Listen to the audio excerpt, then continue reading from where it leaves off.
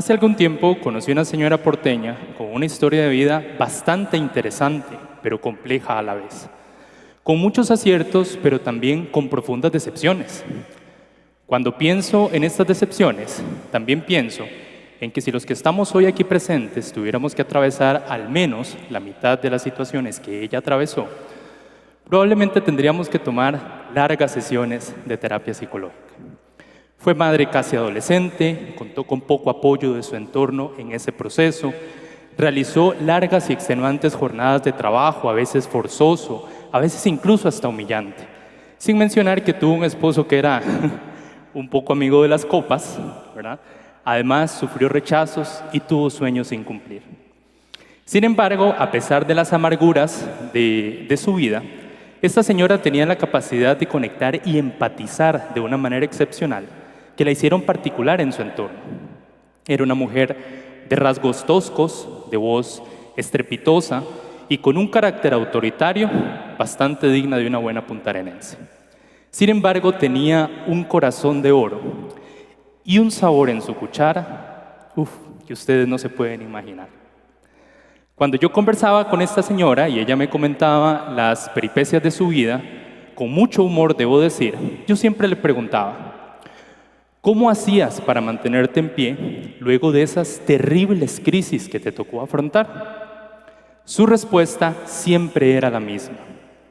Qué aburrida sería la vida si no tuviéramos que sortearla.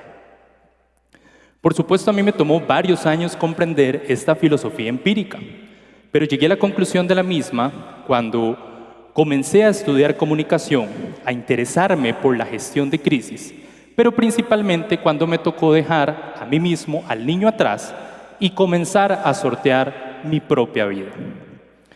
Y es que, ¿cuántos de los que estamos hoy aquí presentes no hemos tenido que enfrentar crisis personales o laborales?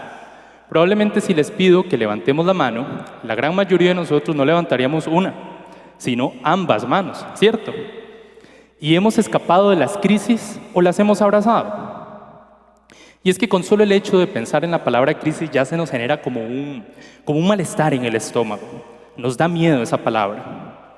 Pero hoy les vengo a decir algo. Para dicha nuestra, las crisis que no reciben invitación, pero que se aparecen como Pedro por su casa, son inevitables.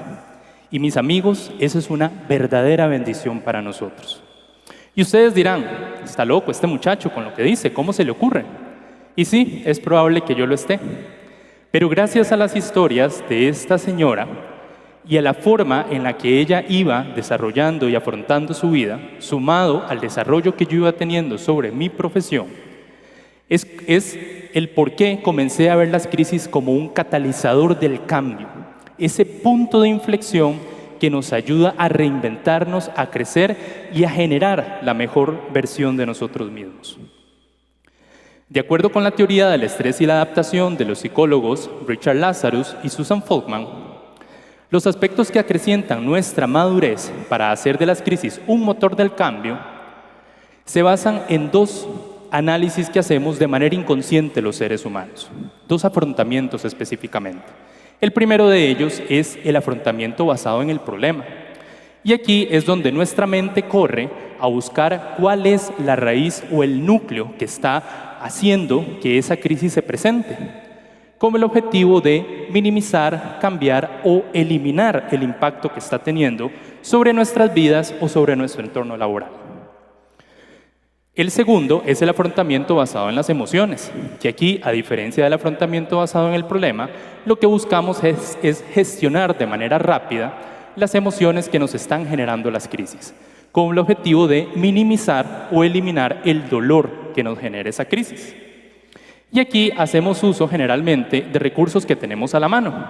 Por ejemplo, la autorregulación emocional, la meditación, los recursos de la fe o recursos espirituales y también el apoyo social y profesional. Este segundo, del afrontamiento basado en emociones, me hace recordar al doctor Viktor Frankl.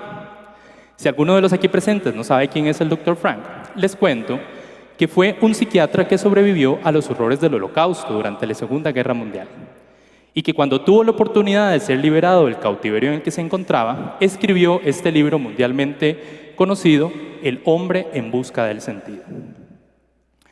Durante el cautiverio y los horrores que estaba viviendo en el Holocausto, el Dr. Frank llegó a una conclusión bastante interesante, ya que él planteó que la clave para sobrevivir a las crisis no se encuentra en escapar del sufrimiento, sino en hallarle un propósito a ese sufrimiento.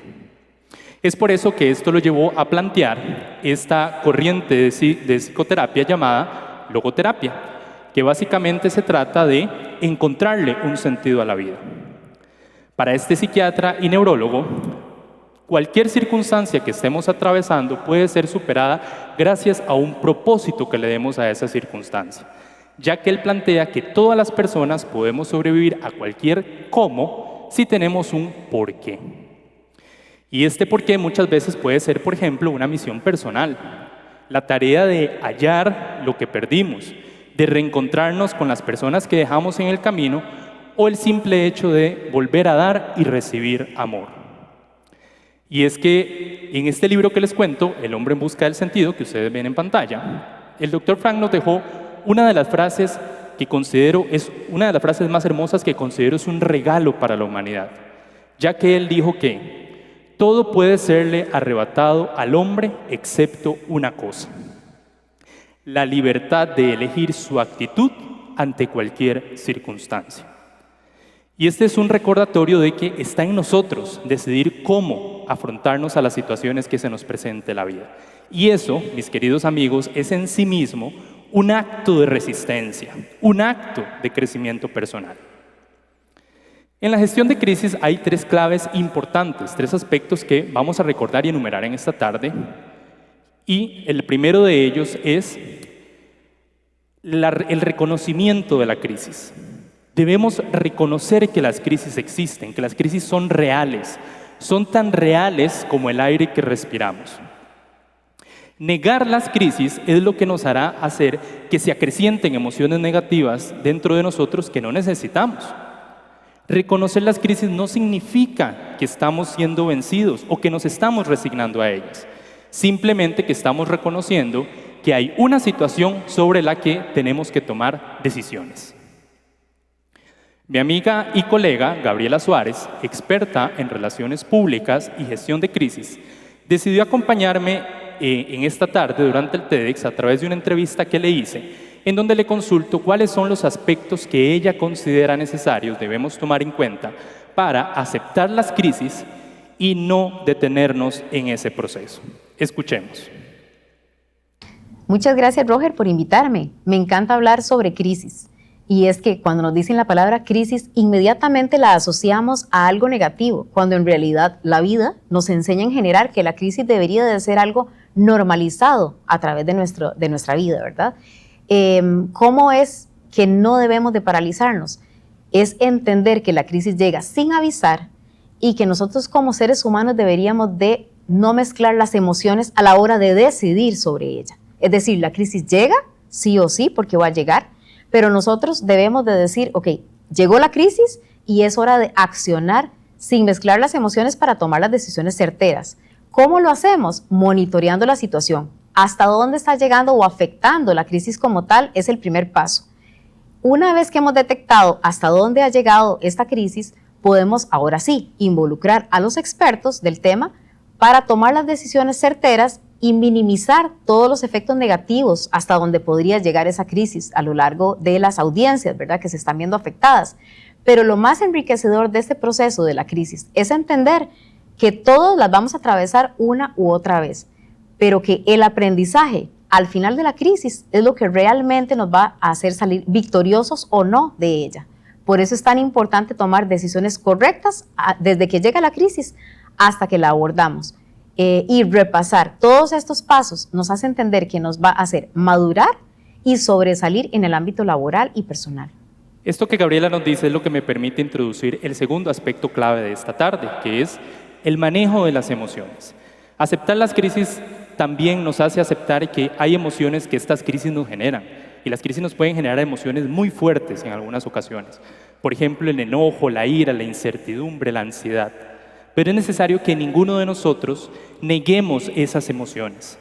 En cambio, tenemos que jugar con las emociones. pegarnos una mejenguita con ellas, hacer que la inteligencia emocional sea la portera de nuestro marco y no permitir que ninguna de las bolas que venga del lado de las emociones negativas pase a nuestra cancha. Y es que el psicólogo Daniel Goleman, en su libro Emotional Intelligence, nos recuerda que la autorregulación emocional es lo que nos permite tomar decisiones más acertadas en medio de una crisis y en medio de una situación de estrés. Y aquí quiero detenerme un momento y hablarles desde mi corazón, como una persona que le ha tocado afrontar crisis laborales y personales a lo largo de su vida. Mantengamos la calma. Mantengan la calma. Ninguno de nosotros es capaz de controlar el clima, ni la economía, ni las decisiones que tomen nuestros gobernantes. Tampoco somos capaces de controlar lo que otros piensen, digan o hagan. Ni siquiera podemos controlar lo que piensen de nosotros. Pero sí podemos controlar las actitudes que tomemos ante esta situación. Mantengamos la calma, amigos. Detengámonos por un momento. Respiremos y en profundo silencio llamemos nuestra mente al orden, dejando que nuestro cerebro se oxigene. Haciendo esto es lo que me permitirá introducir el tercer aspecto clave de esta tarde, que es transformar las crisis en oportunidades.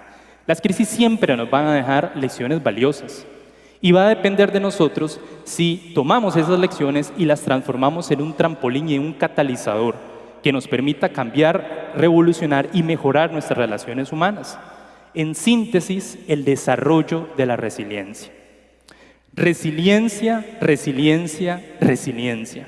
Una palabra que escuchamos por todo lado y que a todo el mundo le recetamos, pero que no terminamos de hacer propio lo que significa.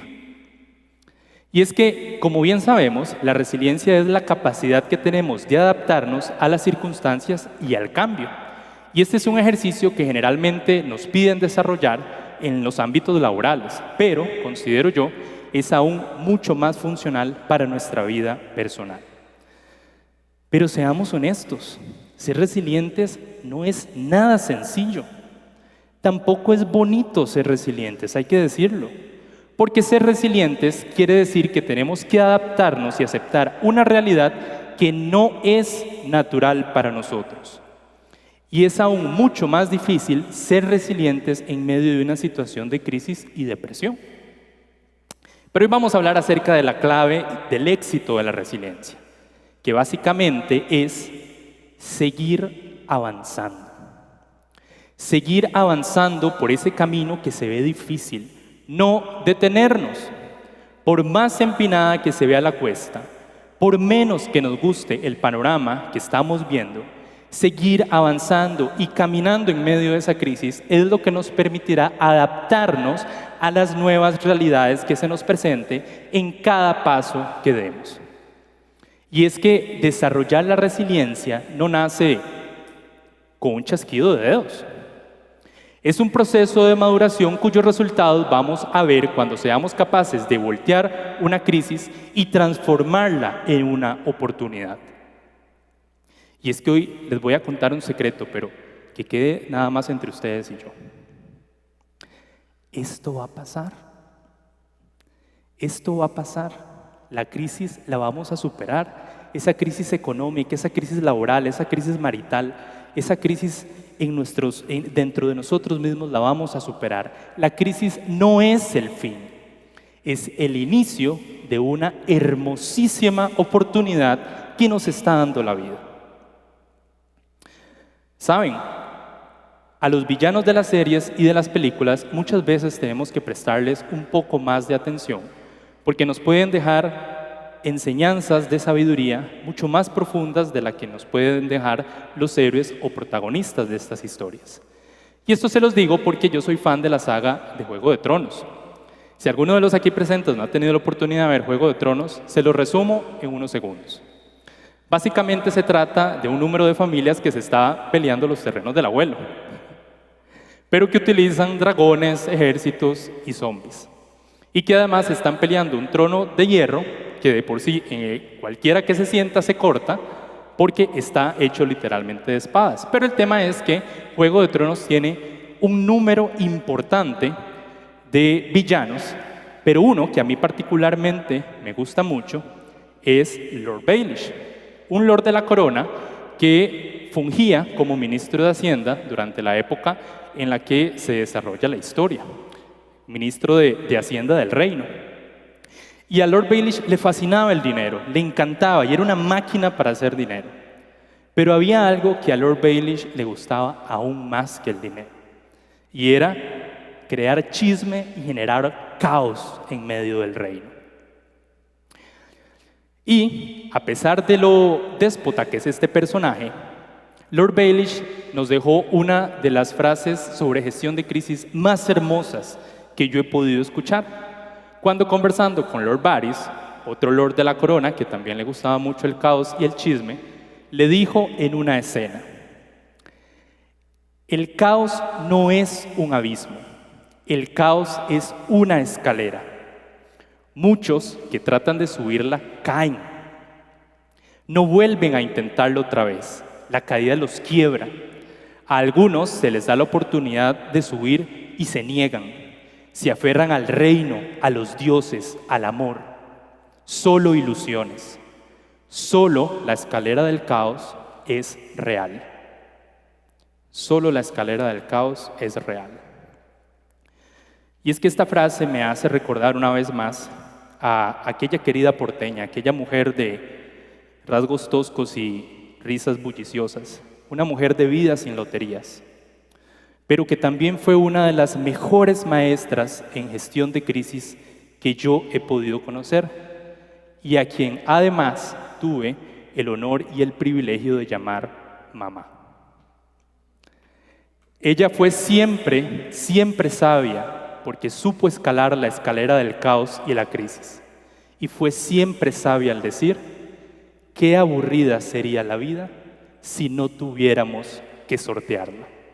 Mis amigos, ella lo había entendido todo.